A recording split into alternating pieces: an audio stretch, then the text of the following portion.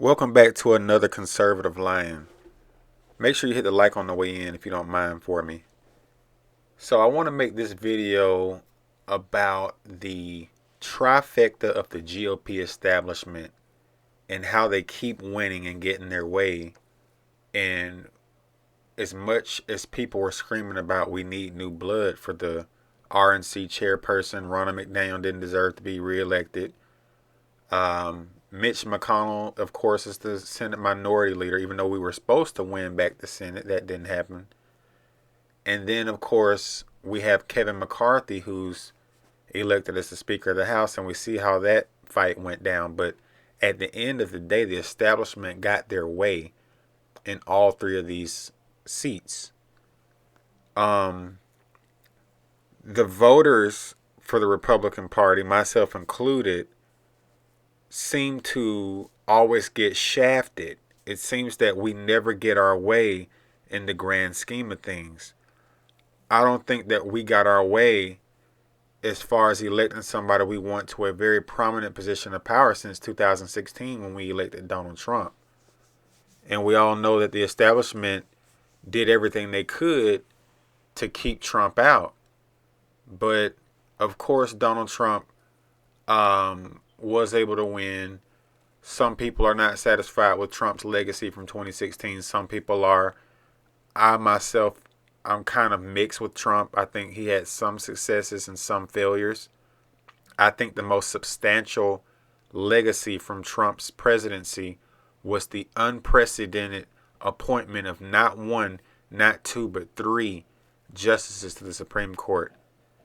And you may argue whether they're truly conservative or not, but that's another conversation for another video. But I would rather have his appointees to the Supreme Court than the Democrats' appointees to the Supreme Court.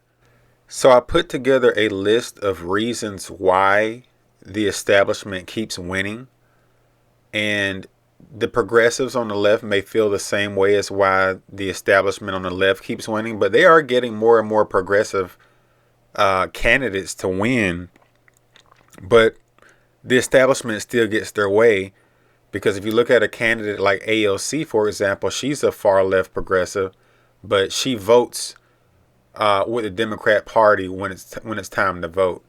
The Democrat Party has gone further and further and further and further left off the cliff, but they move as a unit when it's time for them to move. So let's get on it. The first reason why the establishment is hard to beat is, of course, money. We all know they have lots of money, and money equals power. And the money that they have, a big chunk of it, the overwhelming majority of it actually comes from big business and the special interest. And that's just a mountain of money that the grassroots can't compete with.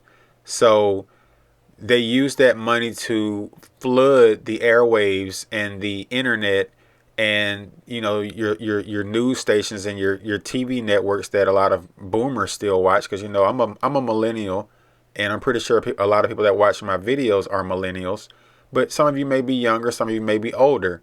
Regardless of that, regardless of however old you are, the bulk of people under the age of 40, I'm under 40, I'm in my 30s, we don't have cable anymore. A lot of us do not have cable. We use social media and the internet to get our news and to entertain ourselves when it comes to watching stuff. Netflix, we stream, right? Hulu, I don't know if anybody that's watching my videos has that type of streaming services, but you get what I'm saying. The big businesses are all over social media. They're on Facebook, they're on Twitter, they're on YouTube, they're on Instagram, they're on TikTok, they're everywhere. They're following the people because that's how they make their money. And as we all know, there's a lot of money in politics. These corporations have so much money that they can basically buy politicians. They can fund their campaigns limitlessly. They literally have all the money you can imagine. Regardless of what type of company it is, they usually get their way when it comes to legislation. So they have no problem funding people's campaigns because they know they're going to get what they want when that particular candidate gets in office. And if that particular candidate gets in office and doesn't play ball, they're going to run somebody during during the next election cycle and primary them out. That's just the way it works. They'll dig up as much dirt as they can on you. They'll lie on you. They'll do whatever they got to do. So what can we do as grassroots people to defeat these big corporations and their shills and the people that they literally buy and sell at the federal level and even at the state level and sometimes even on the local level? Well, one thing we can do is we can start boycotting some of these big corporations that aren't really America first, that don't really care about our country, that only care about making money. But that only works when a massive amount of people do it. So you can boycott on a small scale and your friends can get together and make it a little bit of a bigger effort. But just try your best to support smaller, more honest, more patriotic institutions and organizations. But boycotts don't work unless you have a mass of people participating. That's the only way to truly bring these big businesses to their knees. So we are at a disadvantage because there's a ton of money in the politics. I think presidential elections now are, I think over $1 billion now are spent on presidential elections by campaign contributions, ads, and all that. They've gotten just that much more expensive. Senate races down here in Georgia between Raphael Warnock and Herschel Walker. I think Raphael Warnock's team raised over $130 million to Herschel Walker's $40 million. So that was triple plus the amount of money on the Warnock side. And of course, Mitch McConnell had a lot to do with that, but that's the way it goes. So moving on.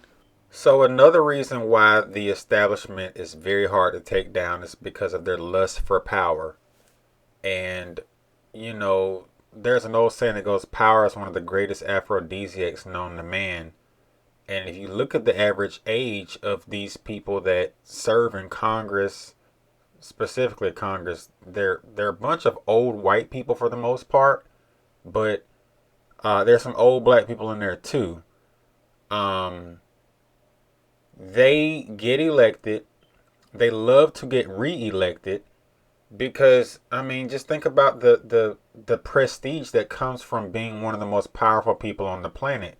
You have about, 333 million people in this country, something like that. And you are one of only 100 U.S. senators. You are one of 435 representatives. One president, one vice president. That's a lot of concentrated power. And of course, we know that a lot of the politicians that go to Washington come out much wealthier than when they went in. Not all of them, but the overwhelming majority of them. And that's just simply because of corruption. So it's a dirty game. It's a crooked game, but it's a very comfortable game for these people. And they know that. And they enjoy the perks of being in these seats of power. They literally make up 0.00000000001% of the population.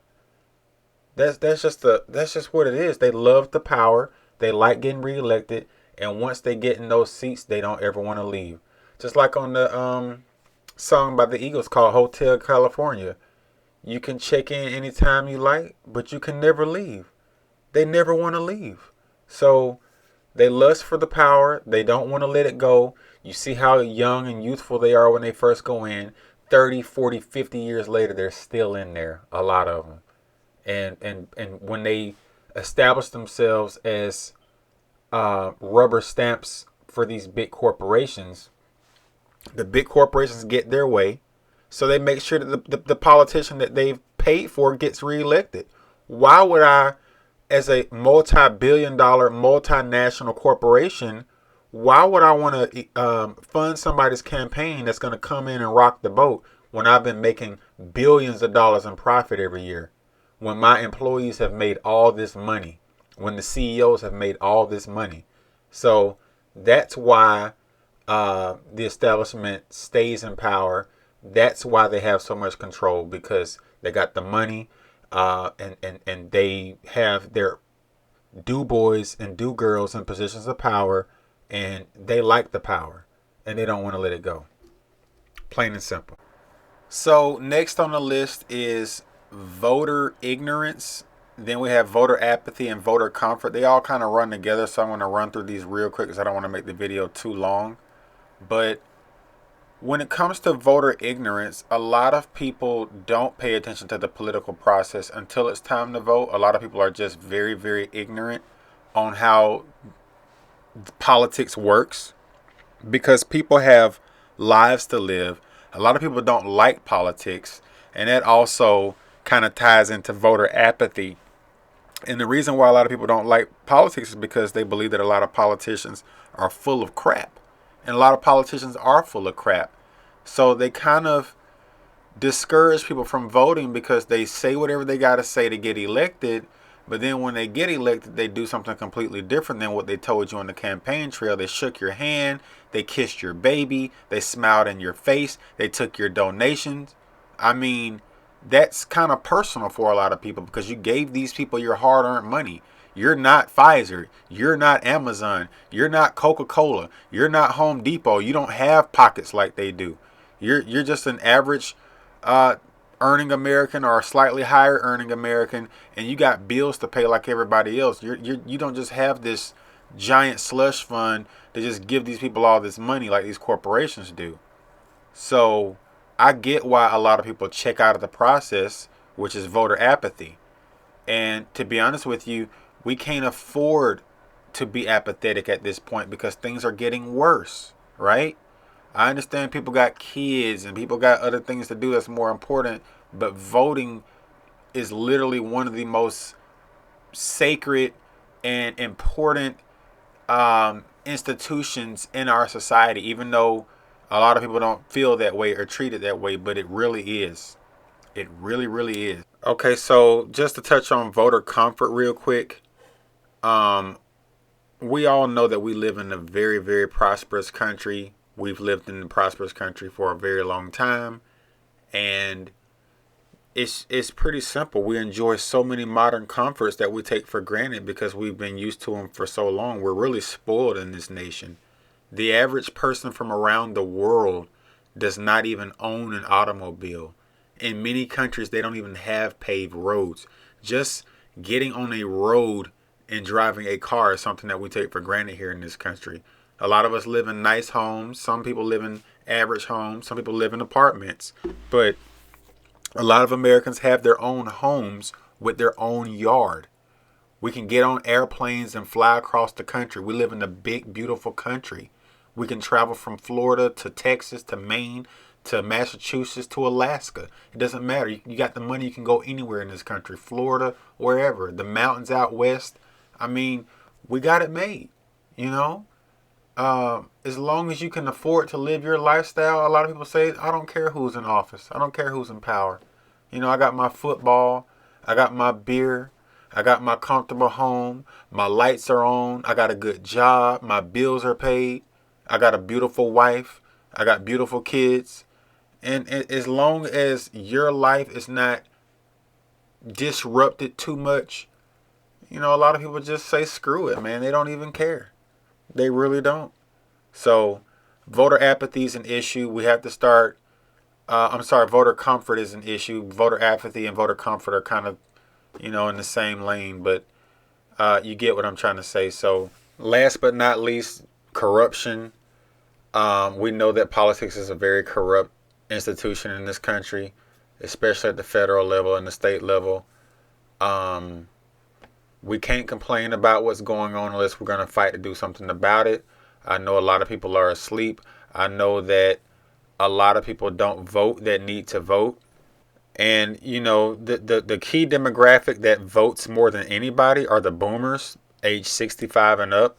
I think the boomers run from 1946 to 1964. So basically people in their very, very, very late 50s up until their 70s, they vote more than anybody in this country. And a lot of people in their 40s and their 30s and, of course, 20s and teens, like 18, 19, 20, the younger generations don't really vote like we should vote. voter participation amongst younger people is much lower than it is amongst older people, because older people like to vote and they take voting more seriously. And a lot of the older people, especially the boomers, they're kind of set in their ways. They still watch a lot of cable. They still trust Fox News. On the left, they still trust CNN. Like, they're just a different breed than us younger people that's like Gen X, Millennial, and Gen Z. If this country's going to be saved, it's not going to be saved through the boomers, because they're too old, they're too set in their ways, and the best use that we can get from them is for them to fund our effort to fight the beast. They just need to give us the money, because they're not going to get out on the front lines. They done fought already. They done worked already. They old, so we need to let them enjoy their golden years, and the young people need to fight. Strong men of all backgrounds need to come together, because at the end of the day, can't nobody check a strong masculine man except for another strong masculine man. I'm not worried about what the women have to say. I'm not worried about what the soy boys, the beta males have to say. I'm not worried about no man in no dress. I'm not. I'm worried about our country. So anyway, guys, like the old saying goes, power corrupts and absolute power corrupts absolutely. These people have a lot of power. They're backed by big money. And if enough of us stand up, they can't beat us. It's more of us than them. It is what it is. Donald Trump got elected. He wasn't the best president that we've had throughout American history, but he was one of the best presidents we've had in modern history. I would say within the past at least 30 years or so. I would give him that. I think he was one of the best that we've had probably of all time. I put him in the top 5 of all presidents. But he wasn't the best we've ever had, but he was better than what we've had in a long time. So that same energy that we came together to put him in office, we need to get it back some way, somehow.